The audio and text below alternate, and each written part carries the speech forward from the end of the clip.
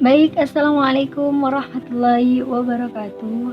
Alhamdulillahirrabbilalamin. Wassalatu wassalamu asrafil anbiya wal mursalin Sayyidina wa maulana Muhammadin wa ala alihi wa sahbihi ajma'in amma ba'du. Perkenalkan, nama saya Retno Dwi Mansa, biasa dipanggil Esa, dari Fakultas Pendidikan Agama Islam dari Universitas Kiai Haji Abdul Wahab Hasbullah. Saya akan mempresentasikan tentang sejarah pesantren di Indonesia dan dinamik dalam pendidikan Islam. Dan saya akan menjelaskan beberapa poin penting, ada 4 poin. Poin pertama, awal munculnya pendidikan pesantren. Poin kedua, kurikulum original pesantren. Poin ketiga, dinamika dan perkembangan pesantren. Dan yang terakhir adalah poin keempat, dunia pesantren dan dalam peta pembaharuan. Baik, kita masuk dalam poin pertama. Begini, tentang kehadiran pesantren pertama kali yang pasti ditanyakan itu di mana dan apa nama pesantren dan siapa pendiri pesantren. Berdasarkan hasil pendataan pada tahun 1984 sampai 1985 diperoleh keterangan bahwa pesantren tertua di Indonesia didirikan pada tahun 1062 di Pamekasan, Madura dengan nama Pesantren Raden Tampes II. Di sini pasti banyak keraguan karena kalau ada Jentapes kedua pasti ada Jentapes 1. Nah, pada awal berdirinya pesantren umumnya dulu itu sangat sederhana. Ya seperti dilakukan musola, kegiatan belajarnya. Di Indonesia, pondok pesantren lebih dikenal sebagai istilah khutbah. Itu adalah merupakan suatu lembaga pendidikan Islam yang di dalamnya terdapat seorang pendidik atau yang dimaksud seorang kiai yang mengajar dan yang mendidik seorang santri. Bukan seorang, maksudnya beberapa santri dengan sarana masjid yang digunakan untuk program atau untuk kegiatan belajar mengajar, serta didukung adanya pondok pesantren sebagai tempat tinggal para santri. Sedangkan asal-usul pesantren di Indonesia itu tidak pernah dipisahkan dengan sejarah pengaruh Wali Songo. Itu terdapat pada abad ke-15 sampai 16 di Jawa. Maulana Malik Ibrahim meninggal pada tahun 1419 di Gresik, Jawa Timur, atau lebih dikenal lagi spiritual Wali Songo. Dalam masyarakat santri Jawa biasanya lebih dikenal sebagai guru-guru tradisi pesantren di tanah Jawa. Ini karena Syekh Maulana atau Syekh Maulana Maghribi yang wafat pada 12 Rabiul Awal 822 Hijriah bertepatan pada tanggal 4 April 1819 Masehi dan dikenal sebagai Sunan Gresik. Sunan Gresik itu adalah orang yang pertama kali yang dikenal sebagai orang penyebaran Islam di tanah Jawa. Nah, tokoh yang dianggap sebagai orang yang berhasil mengembangkan pondok pesantren dalam arti sesungguhnya yaitu adalah Raden Rahmat atau Sunan Pel. Nah, dari sini kan banyak sekali pembaruannya. Dari situ jelas hasil dari pendidikan pondok pesantren. Nah, santri-santri tersebut itu pulang. Setelah itu beliau itu banyak sekali yang mendirikan pesantren-pesantren di wilayah rumah aslinya atau rumah tinggalnya, dan banyak lagi entah dari anaknya, cucunya itu juga ikut mendirikan pondok pesantren. Jadi di dalam pondok pesantren tersebut tertanam patriotisme samping fanatisme agama yang dibutuhkan pada masyarakat masa itu. Baik, kita lanjut pada bab kedua, yaitu kurikulum original pesantren. Ciri khas dalam pendidikan pesantren itu sudah jelas 24 jam dalam pengajaran atau yang biasa disebut sehari semalam. Maka kurikulum pesantren adalah seluruh kegiatan yang dilakukan oleh santri seharian penuh. Hal ini menjadikan bahwa selain jam efektif atau kegiatan yang bersifat formal, yang juga diajari beberapa mata pelajaran yang bernilai pendidikan seperti latihan hidup sederhana, latihan hidup bersama masyarakat, juga mandiri, latihan bela diri, bahkan dalam kenyataan di lingkungan, di lapangan. Muatan kurikulum yang tidak nampak atau yang biasa disebut hidden curriculum ini justru lebih banyak dibanding dengan yang lebih nampak. Proporsi kurikulum sebagaimana dapat mengingat apa tujuan pesantren tersebut.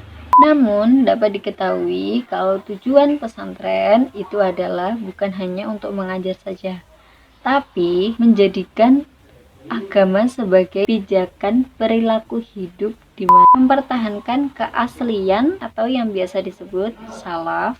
Maka kurikulum formalnya adalah mengajarkan ilmu-ilmu pendidikan dengan ciri khas kitab kuningnya atau biasa disebut dengan ngaji saja. Nah, dalam perkembangannya untuk menjawab tuntunan modern, banyak pesantren yang menambahkan sekuler dalam kurikulum formal. Sementara kurikulum yang non formalnya atau yang biasa disebut yang tidak nampak itu meliputi kesenian. Contohnya seperti rebana, pencak silat, dan masih banyak lagi. Kita masuk dalam bab ketiga, yaitu saya akan menjelaskan tentang dinamika dan perkembangan pesantren di Indonesia. Baik, poin pertama, perkembangan eksistensi di Indonesia. Nah, di sini itu ada 2 poin. Poin pertama, perkembangan abad ke-17 sampai abad ke-19.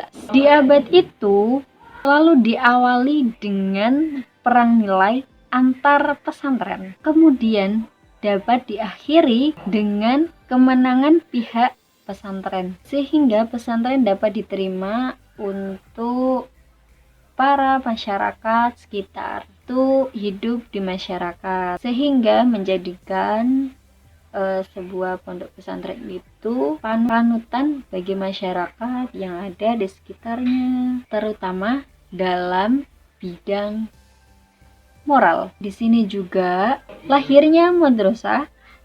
Istilah ini berasal dari isi makan, dari kata drosah yang berarti tempat atau duduk untuk belajar, atau lebih populernya itu dengan kata sekolah sebagai respon terhadap sistem pendidikan Belanda sekuler, atau di satu sisi yang hanya mengajarkan sebuah pengetahuan umum. Hal ini dianggap positif karena mayoritas Islam tidak menguasai bidang-bidang keduniaan atau biasa disebut sosial, budaya, politik. Pada sisi lain, pendidikan pesantren hanya diberi pengetahuan agama sehingga tanpa harus menghapus unsur agama. Kemudian timbullah sebuah ide untuk menyatukan sebuah pengetahuan umum dengan pengetahuan agama. Menyatukan 2 ide yang berbeda itu menjadi sebuah madrasah. Baik langsung ke poin kedua, yaitu tentang perkembangan abad ke-20 hingga sekarang. Awal abad ke-20-an, Abdurrahman Wahid mencatat belajar sejak tahun 1920-an pondok pesantren telah mengadakan eksperimentasi dengan mendirikan madrasah di lingkungan pondok pesantren. Nah, pada tahun 1930-an sudah memperlihatkan kurikulum yang disatukan itu. Baru pada tahun 1960-an sampai dengan 1970-an baru muncullah sekolah-sekolah umum masuk di institusi pesantren. Nah, sejak berdirinya pesantren di lingkungan tersebut, masa Orde pada tahun 1970-an dengan pembaharuan perkembangan pembangunisme, modernisasi, dan industrialisasi sebagai ideologi atau penggerak pembangunan nasional telah secara sistematis dan strategi mempengaruhi kerja-kerja transformatif pada semua aspek kehidupan masyarakat. Pesantren sebagai salah satu lembaga pendidikan dengan berbasis kekuatan potensi atau lingkup sosial, ekonomi, dan politik yang telah menjadi perhitungan suatu proyek pembangunan. Dengan kata lain, tujuan pesantren itu adalah menjadikan seorang santri yang alim dan amil.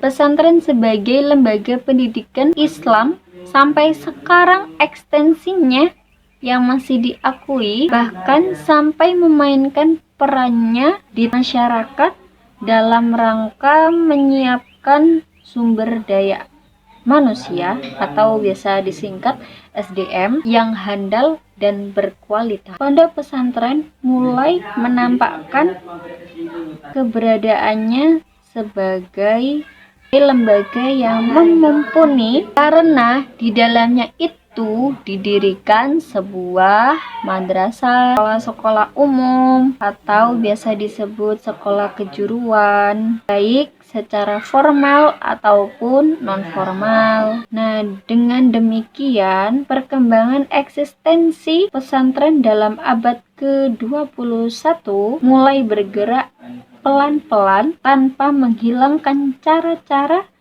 yang telah diajarkan pada pendahulu. Kurikulum tersebut telah menggambarkan perluasan dan pergeseran kurikulum. Baik, kita masuk dari poin kedua tadi. Poin pertama kan tentang dinamika ekstensi pesantren di Indonesia, dan sekarang saya akan membahas tentang dinamika kurikulum pondok pesantren. Baik, poin pertama yaitu perkembangan di bidang bahan ajar di Indonesia. Perkembangan di bidang bahan ajar pesantren di Indonesia. Penggunaan kitab-kitab yang dipakai pesantren pada awal pertumbuhannya tidaklah sangat mendetail pada waktu dijelaskan oleh seorang sejarawan, namun telah ditemukan bahwa perkembangan bahan ajar yang dipakai oleh pendidikan pesantren dari masa ke masa yang telah mengalami sebuah pembaruan pengguna kitab-kitabnya. Pada zaman Demak atau pada awal abad ke-16 ditemukan sebuah kitab-kitab yang dikenal hanyalah Usul 6,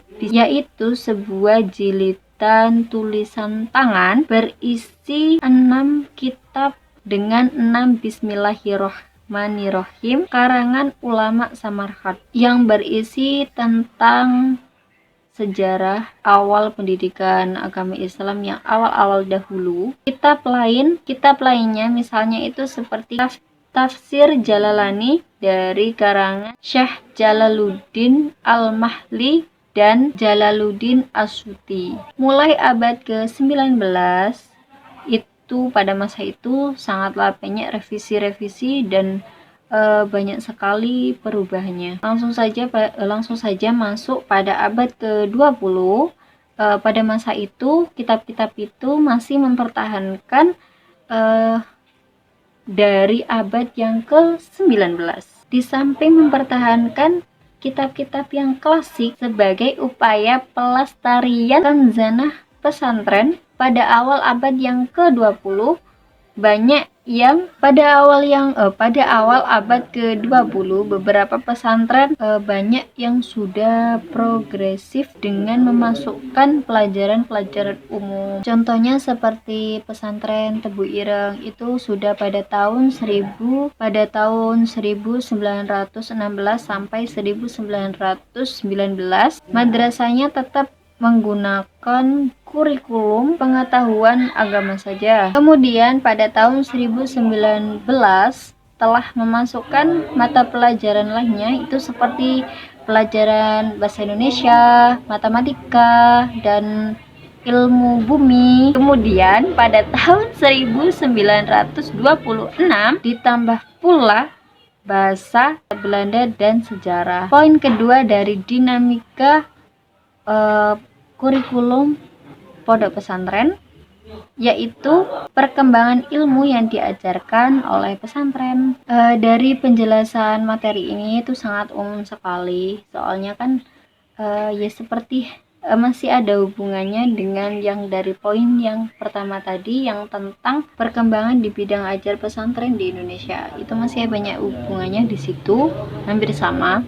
Cuma ada tambah-tambahan tentang ilmu-ilmu yang baru atau yang biasa disebut tentang ilmu umum. Nah, lanjut kita masuk ke bab keempat, yaitu tentang dunia pesantren dalam peta pembaharuannya.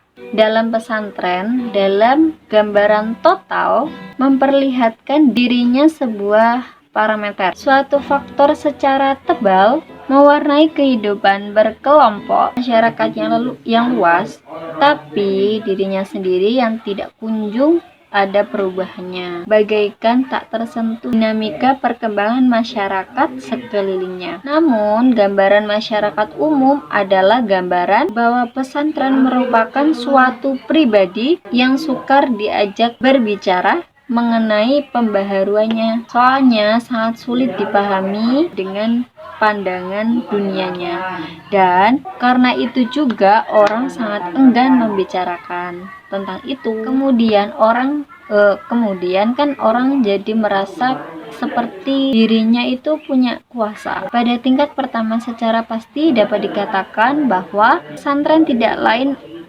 adalah sebuah lembaga pendidikan yang mengajarkan keagamaan. Selesai sudah dari penjelasan saya mohon maaf apabila ada salah kata atau khilafan tika saya. Sekian dari saya. Wassalamualaikum warahmatullahi wabarakatuh.